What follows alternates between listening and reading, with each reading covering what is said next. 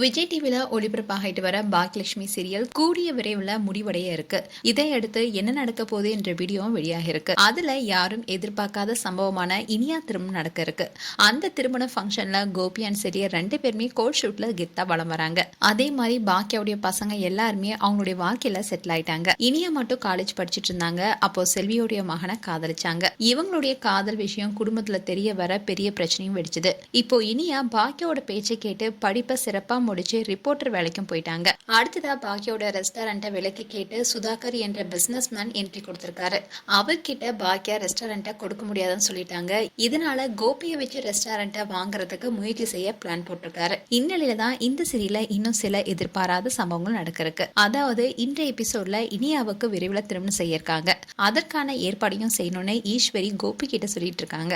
அதுக்கு செலியனும் சம்மதம் கொடுக்கிறாரு. செல்வியோட மகன் இப்போ எக்ஸாம்ல ஃபெயில் ஆனதுனால இதை காரணம் காட்டி இனியாவை நம்ம வழிக்கு கொண்டு வந்தலான்னு இவங்க பிளான் போடுறாங்க. இந்நிலையில இந்த சீரியல்ல கோபி கேரக்டர் நடிச்சிட்டு இருக்க நடிகர் சதீஷ் அவருடைய இன்ஸ்டாகிராம் பேஜ்ல லேட்டஸ்டா ஒரு வீடியோ ஷேர் பண்ணியிருந்தாரு.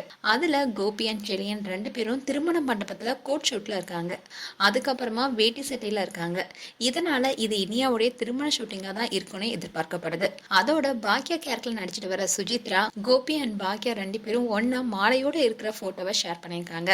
இதனால கூடிய விரைவில் இந்த கதை முடிவுக்கு வருதுன்னு எதிர்பார்க்கப்படுது. அதோட கதையின்படி கடைசி நேரத்துல பாக்கியா இனியா அண்ட் ஆகாஷ் திருமணத்தை நடத்தி வைப்பாங்கன்னு சொல்லப்படுது. சோ இந்த சீரியல் இனியாவுடைய திருமணத்தோட முடிவுக்கு வரும்னு எதிர்பார்க்கப்படுது.